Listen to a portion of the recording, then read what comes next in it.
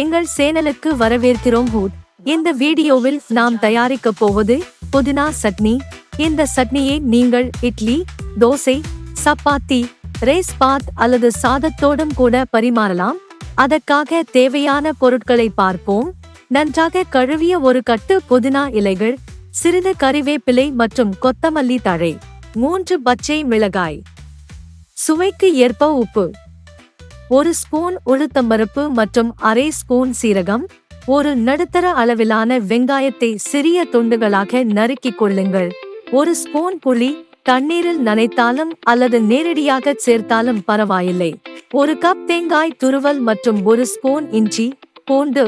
தயாரிக்கும் முறை: ஒரு வாணலியில் 1 ஸ்பூன் எண்ணெய் விட்டு சூடாக்கவும். எண்ணெய் சூடான பிறகு உளுத்தம்பருப்பு மற்றும் சீரகம் சேர்க்கவும். பருப்பு பொன்னிறமாக மாறும் வரை வதக்கவும். பிறகு வெங்காயம், பச்சை மிளகாய், இஞ்சி மற்றும் பூண்டு சேர்க்கவும். வெங்காயம் நன்றாக வெந்து வரைக்கும் வதக்கவும்.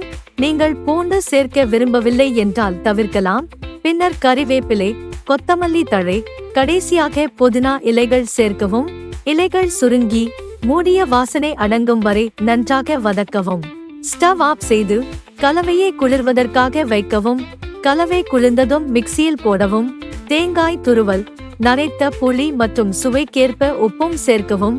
விருப்பமிருந்தால் சிறிது வெல்லமும் சேர்க்கலாம். பின்னர் சிறிது தண்ணீர் சேர்த்து மிக்சியில் நன்றாக அரைக்கவும். அதிக தண்ணீர் வைக்க வேண்டாம்.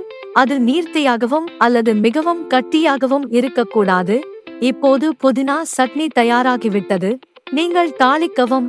டிபன் அல்லது சாப்பாட்டுடன் பரிமாறலாம். இந்த சட்னியை 2 முதல் 3 நாட்கள் வரை ஃப்ரிட்ஜில் வைக்கலாம். தாளிக்க எப்படி என்று தெரிந்து கொள்ள விருப்பமிருந்தால் கமெண்டில் சொல்லுங்கள். தயவு செய்து லைக் செய்யவும், ஷேர் செய்யவும், சப்ஸ்கிரைப் செய்ய மறக்க வேண்டாம். நன்றி.